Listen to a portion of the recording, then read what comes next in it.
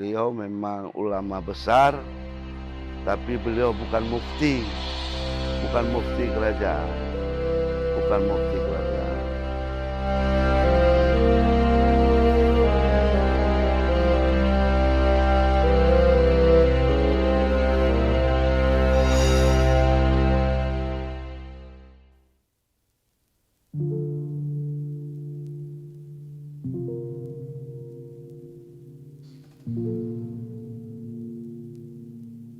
Sejarah Tengku Anjung yang nama sebenarnya beliau adalah Said Abu Bakar bin Husain Bilfaqih. Bilfaqih ini merupakan keluarga daripada Ba'alawi yang berasal dari keturunan Said Syarif Abdurrahman Al-Asga bin Muhammad bin Abdurrahman bin Abdullah bin Ahmad bin Ali bin Muhammad bin Ahmad bin Muhammad Faqih Muqaddam. Jadi berdasarkan nasab tadi, jelas Tengku Anjung merupakan salah satu keturunan daripada Rasulullah yang berasal dari negeri Hadramaut, Yaman.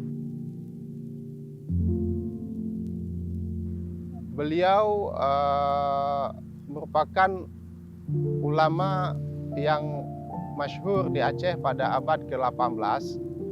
Beliau datang ke Aceh dalam misi untuk mensyiarkan Islam. Sebelum datang ke Aceh, menurut catatan sejarah yang ada, beliau ini sempat belajar di Madinah dan juga di India. Hal ini sebagaimana yang diceritakan dalam kalamnya Habib Ahmad bin Abdurrahman Segaf yang ditulis oleh Habib Abdul Qadir bin Ahmad Assegaf. Setelah dari Madinah, Tengku di Anjung berangkat bersama Habib Syekh menuju ke Malabar, dan di sana mereka sempat belajar kepada beberapa ulama yang berasal dari keluarga Ba'alawi juga. Di antaranya adalah Habib Syekh bin Alwi Al-Jufri. Habib Syekh bin Alwi Al-Jufri ini merupakan pengarang kitab Kanzul Barain.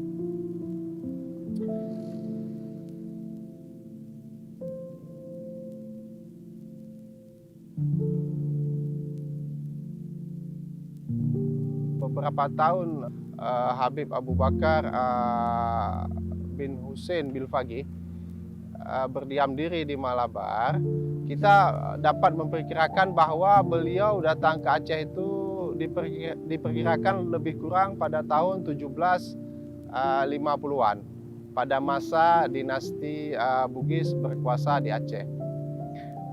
Di Aceh, Tengku di Anjung mensyiarkan Islam, terutama di wilayah Kampung Jawa atau sekarang disebut dengan Pelanggahan. Kalau beliau sampai ke Aceh kemari, ke Aceh ini, beliau tidak langsung menetap di sini. Jadi menurut pendapat orang-orang lama dulu, orang-orang tua dulu, beliau itu di Meraksa. Jadi setelah Meraksa, beliau baru datang kemari. Jadi beliau mendirikan masjid, masjidnya dulu dari kayu. Jadi lantainya 3. Masjid lantai 3, ya beliau menghabiskan waktu di lantai 3-nya. Sampai beliau mendirikan DEA, berarti kan masyarakat sini kan antusias terhadap beliau. Jadi mendirikan DEA dan raja mewakafkan tanah ke beliau. Beliau mewakafkan lagi ke masyarakat. Dan tanah beliaunya bukan sampai di sini, itu sampai ke Kenire. Pernah terjadi suatu peristiwa di mana rakyat Aceh mengalami kesusahan karena sebagaimana yang kita ketahui, di tahun 1750-an itu baru saja berakhirnya sebuah perang dalam jangka lama antara keluarga dinasti Bugis dengan Sultan Badrul Munir yang berasal dari dinasti Syarif itu berlangsung diperkirakan hampir puluhan tahun juga. Sehingga banyak rakyat mungkin yang menderita akibat ekses daripada perang ini. Sehingga ketika kedatangan Tengku Dianjung melihat kondisi ini, dengan izin Allah, beliau memukulkan tongkatnya ke bumi dan mengeluarkan harta benda yang dalam bumi yang dibagi-bagikan kepada rakyat Aceh pada saat itu. Berdasarkan kitab yang sama juga, kitab yang ditulis oleh Habib Abdul Qadir tadi, dijelaskan di situ salah satu karamah Tengku Dianjung adalah apabila tongkat yang dimiliki Tengku Dianjung itu dipukulkan ke bumi, dihentakkan ke bumi, itu mengeluarkan harta benda yang ada di dalam bumi tersebut, sehingga diabadikan dalam kalamnya Habib Ahmad bin Abdurrahman Assegaf. Habib Ahmad bin Abdurrahman Assegaf ini merupakan murid daripada Habib Ali bin Muhammad Al-Habsyi, pengarang Maulid Simtud Duror. Dulu tempat ini besar, luas. Jadi yang saya tahu jumlahnya sampai 4 hektar. 4 hektar ini tempat menampung jamaah haji. Jadi jamaah haji itu dari Sumatera, dari Jawa, dari Kalimantan, Semenanjung Malaysia, bahkan sampai ke Tidore. Jadi mereka datang kemari untuk belajar. Sebelum kita haji kan kita manasik dahulu. Beliau yang mengajarinya sampai mereka berangkat. Jadi orang dari mana tetap manasik haji kemari, berangkatnya dari sini langsung ke Mekah.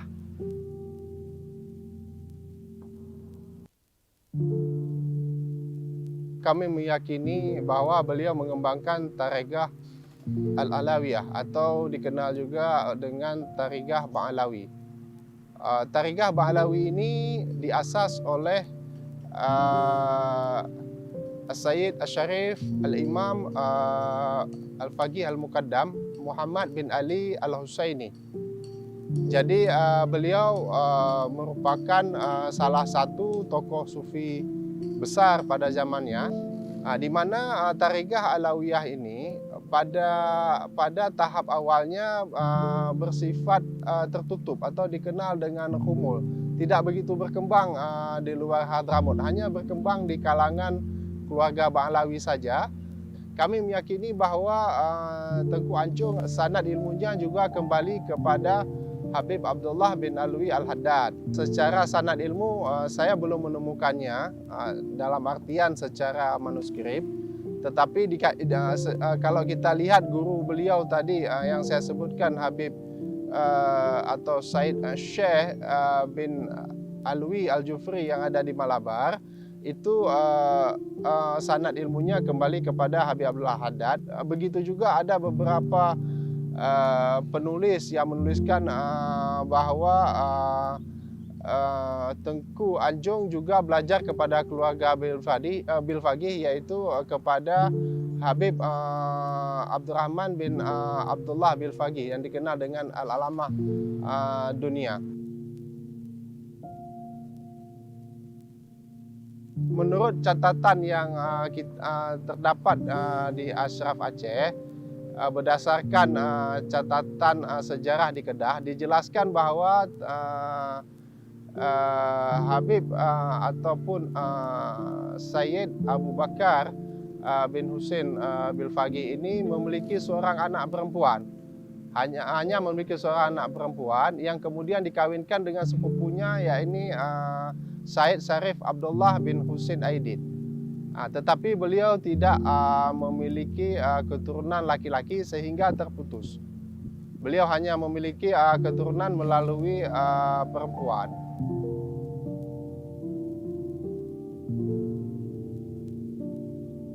Epitaf yang terdapat di makam beliau itu dijelaskan bahwa beliau kembali ke rahmatullah pada 14 Ramadan 1196 Hijriah di kampung Jawa atau sekarang Pelanggahan.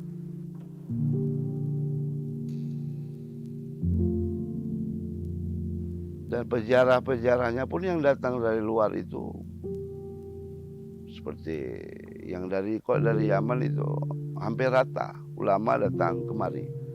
Karena mereka ulama Yaman ini yang tahu beliau Habib Abu Bakar. Jadi beliau datang kemari berziarah ke makam beliau, itu peziarahnya datang dari Yaman, ulama-ulama besar seperti Habib Umar, Habib Salim Asyatiri, Habib Kazim Masagaf, dan ada Habib-Habib yang lain lah.